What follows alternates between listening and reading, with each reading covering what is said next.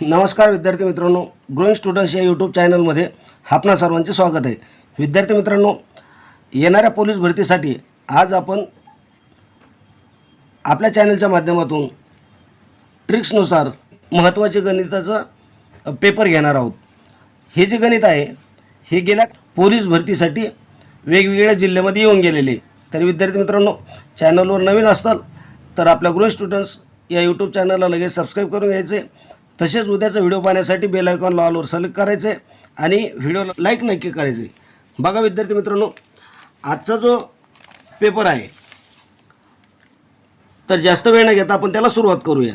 बघा पहिला प्रश्न काय आहे, a चा वर्ग अधिक 5 चा वर्ग बरोबर 13 चा वर्ग तर a बरोबर किती, असा प्रश्न तुम्हाला विचारला गेलेला आहे।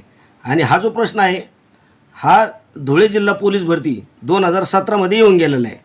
बघा काय विचारलं तुम्हाला, a चा वर्ग अधिक 5 चा वर्ग। या ठिकाणी आपण घेऊ a चा वर्ग अधिक 5 चा वर्ग बरोबर 13 चा वर्ग। तर काय विचारलं तुम्हाला, a बरोबर किती काढायची विचारलेलं आहे। मग कसं गणित करणार, हे बघा जे a चा वर्ग आहे हा आपण जशा तसा ठेवू। a चा वर्ग बरोबर करून घेऊ, 5 चा वर्ग किती होतो, 5 5 25 बरोबर 13 चा वर्ग किती होईल, 13 चा वर्ग होतो 169। 13 चा वर्ग येईल 169।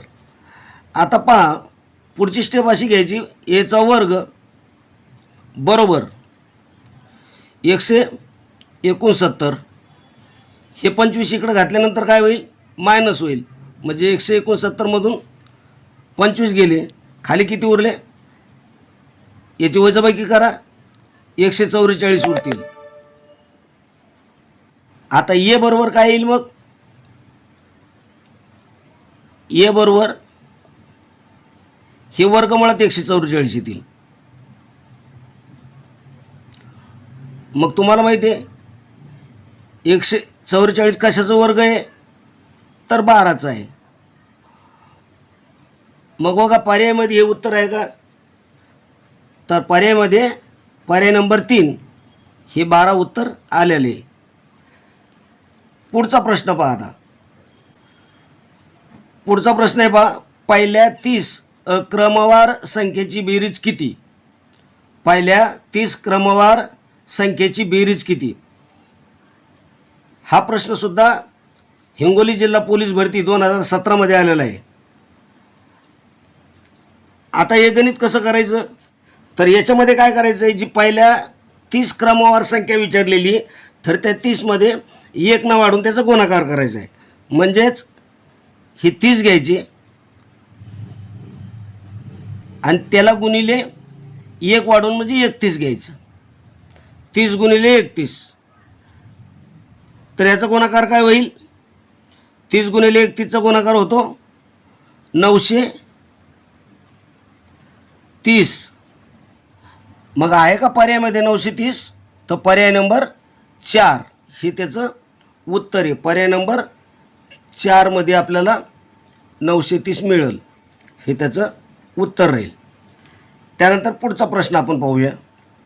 पुढचा प्रश्न काय बघा, 21 चे 2 गुणिले 6 भागिले 3 बरोबर किती। 21 चे 2 गुणिले 6 भागिले 3 बरोबर किती, हा जो प्रश्न आहे हा बुलढाणा पोलीस भरती 2017 मध्ये आलेला आहे। तर मग कसं सोडवणार आहे गणित, बघा हे 21 घेतला आपण, 21 गुणिले 2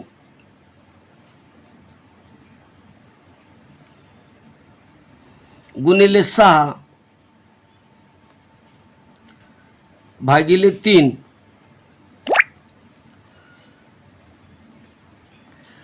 ह्या दोन्हीचा गुणाकार किती येईल, 1 2 42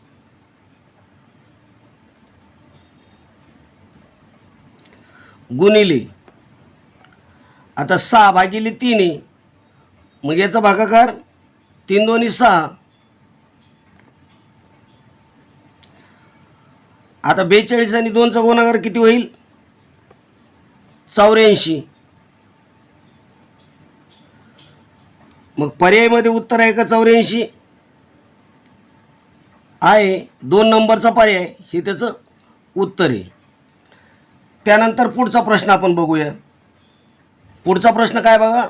बॅग व पुस्तक या 2 वस्तूच्या किमतीचे गुणोत्तर 6:5 आहे. पुस्तकाची किंमत 200 रुपये, तर बॅगची किंमत किती असेल?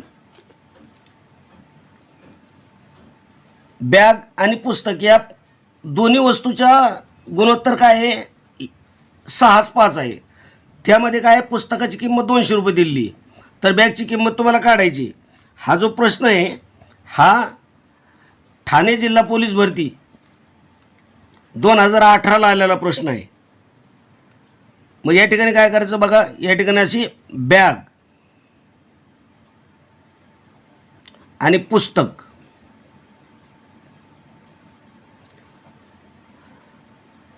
तर बॅगची किंमत काय आहे? 6 आहे आणि पुस्तकाची काय आहे? 5. हे त्याचं गुणोत्तर आहे. ह्याच्यामध्ये काय केलेलं आहे? पुस्तकाची किंमत दिलेली आहे. किती किंमत आहे? 200 रुपये. तर तुम्हाला काय विचारलेलं आहे? बॅगची किंमत काढायची. म्हणजे बॅगची किंमत किती? तर मग काय करणार आपण? याचा तिरका गुणाकार करणार. म्हणजे 6 × 200 भागिले 5 अशा प्रकारे आपण हे गणित करून घेऊ. 6 × 200 भागिले 5. आता 5 याची भागाकार केला तर 5 चोक 20, म्हणजे 5 एका 5, 5 चोक 20, 0शी 0. राहिलं काय? 6 × 40. 6 × 40 किती उत्तर येईल? 6 × 40 बरोबर 240. याचा गुणाकार केला, उत्तर किती आलं? 240 रुपये. मग ही कशाची किंमत आली? बॅगची किंमत तुम्हाला विचारलेली होती, म्हणून बॅगची किंमत किती आली? 240 रुपये. हा आहे का 240 पर्यायामध्ये? पर्याय नंबर 1 240 हे त्याचं उत्तर आहे. त्यानंतर आता काय करू आपण? पुढचा प्रश्न बघूया. प्रश्न काय पहा. अ व ब यांच्या पगाराचे गुणोत्तर 5:4 आहे आणि ब व क यांच्या पगाराचे गुणोत्तर 2:3 आहे. तर क चा पगार 4,800 रुपये असेल, तर अ चा पगार किती? प्रश्न लक्षात घ्या, महत्त्वाचा प्रश्न आहे. धुळे पोलीस भरती 2016ला प्रश्न आलेला आहे. आता या ठिकाणी असं करू आपण. त्यानंतर ब आणि त्यानंतर क. आता यांचं गुणोत्तर काय सांगितलेलं आहे? अ व ब यांच्या पगाराचे गुणोत्तर आहे 5:4.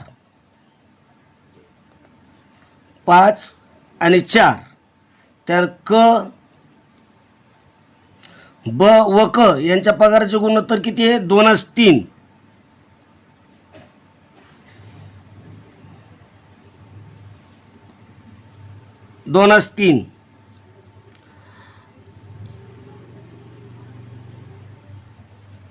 आता या ठिकाणी आपण अशा पद्धतीने मांडणी करून घेऊ.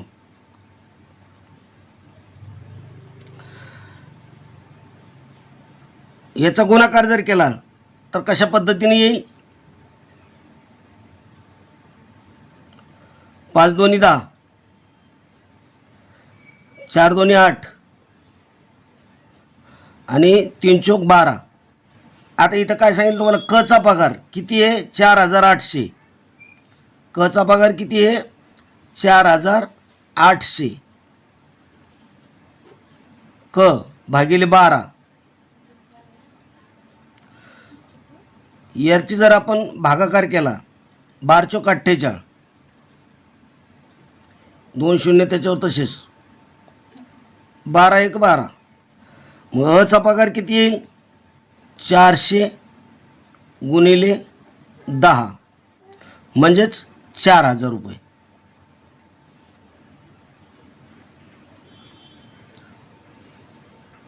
मग याचं उत्तर काय? पर्याय नंबर 3.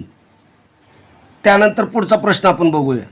दर साल दर शेकडा 10% दराने 68,000 रुपये मुद्दलाचे 3 वर्षाचे सरळ व्याज किती? दर साल दर शेकडा 10% दराने 68,000 रुपयाचे मुद्दलाचे 3 वर्षाचे सरळ व्याज किती असा प्रश्न तुम्हाला विचारलेला आहे. मग काय करणार आपण इथं? 68,000 रुपये जसे तसे घेऊन टाकू. किती टक्के दराने? 10% दराने. किती वर्ष? 3 वर्षासाठी. टक्केवारीमध्ये म्हणजे काढायचं तर 100 भागिले घ्यावं लागेल. याचा ज्यावेळेस तुम्ही भागाकार करता, समजा हे 0 गेलं, हे 0 गेलं, हे 0 गेलं, हे 0 गेलं, राहिलं काय आता? 680 गुणिले 10 गुणिले 3 10 30.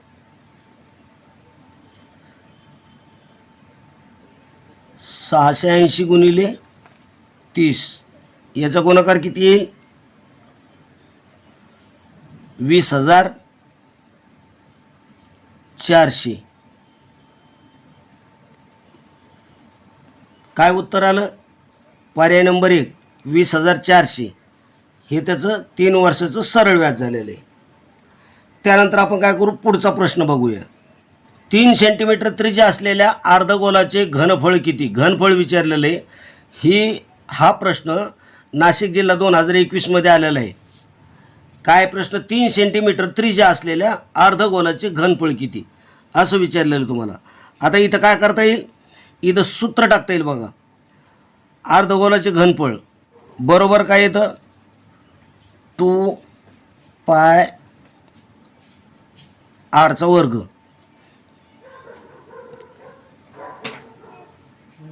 त्रिज्या किती दिलेली आहे? 3 दिलेली आहे. ती भागिलेमध्ये घेता येईल.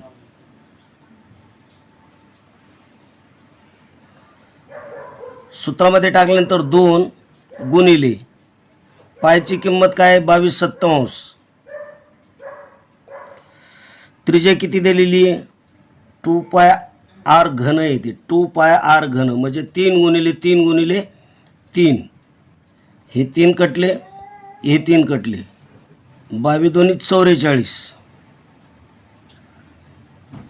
7 गुणिले 3 त्रिक 9. याचा गुणाकार केला 396 आला भागिले 7. ह्या 7 काय करायचं? याला भागायचं बघा. 7 1 7, 7 5 35, तो 4 उरले. 4 आणि 6 46 झाले. म्हणजे 7 सकून 42. पुन्हा 6चा भाग जातो. 43 44 50 46. पुन्हा 4 उरले. पुन्हा पॉईंट दिला. पुन्हा 7 5 35, पुन्हा 7 7 49. म्हणजे याचं उत्तर काय निघालं? 56/57. पर्यायामध्ये आहे तुम्हाला 56.57 घन सेंटीमीटर. पर्याय नंबर 1 हे त्या गणिताचं उत्तर आहे. त्यानंतर पुढचं गणित आपण बघूया. 400 रुपयाची वस्तू 340 रुपयाला विकल्यास शेकडा तोटा किती? 400 रुपयाची वस्तू 340 रुपयाला विकल्यास शेकडा तोटा किती असा हा प्रश्न आहे. बघा 400 रुपये विकली केवढ्याला? 340 रुपयाला.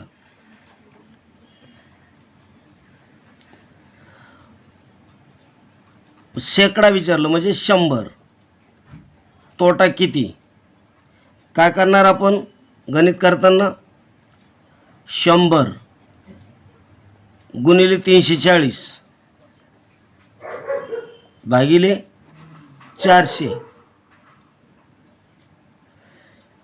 हे 0 गेलं. राहिले किती? 4 8 32 आणि 4 पंचे 20. हे कटलं, हे कटलं. 85 रुपये. मग शेकडा विचारलं काय विचारलं त्यांनी? शेकडा तोटा विचारलं. म्हणजे काय करावं लागेल? 100 मायनस 85.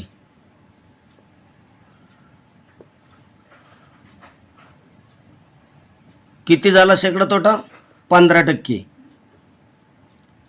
आहे का 15%? पर्याय नंबर 2 हे त्याचं उत्तर राहील. त्यानंतर पुढचा प्रश्न आपण बघूया. समरने 9,000 रुपयाला एक सायकल विकत घेऊन तिच्या दुरुस्तीसाठी 1,000 रुपये खर्च केले. त्याने आता ती सायकल कितीला विकली पाहिजे जेणेकरून त्याला 20% नफा होईल? समरने काय केलं? 9,000 रुपयाला एक सायकल विकत घेतली आणि तिच्या दुरुस्तीसाठी 1,000 रुपये खर्च केला. म्हणजेच 9,000 अधिक 1,000 रुपये बरोबर किती झाले? त्याला ती सायकल केवढ्यात पडली? 10,000 रुपयामध्ये. आता ती सायकल कितीला विकली पाहिजे की जेणेकरून त्याला 20% नफा होईल? म्हणजे आता समजा 10,000 रुपये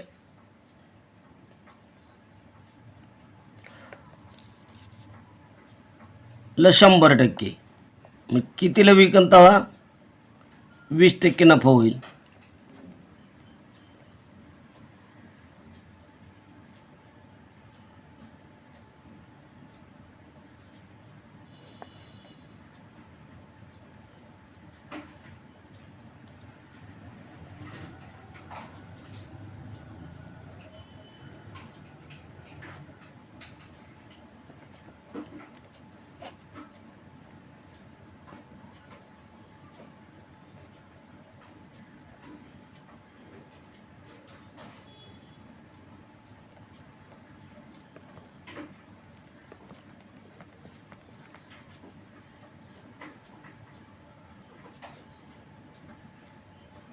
म्हणजे 12,000ला जेव्हा तो विकन तेव्हा त्याला ती 20% नफा होईल.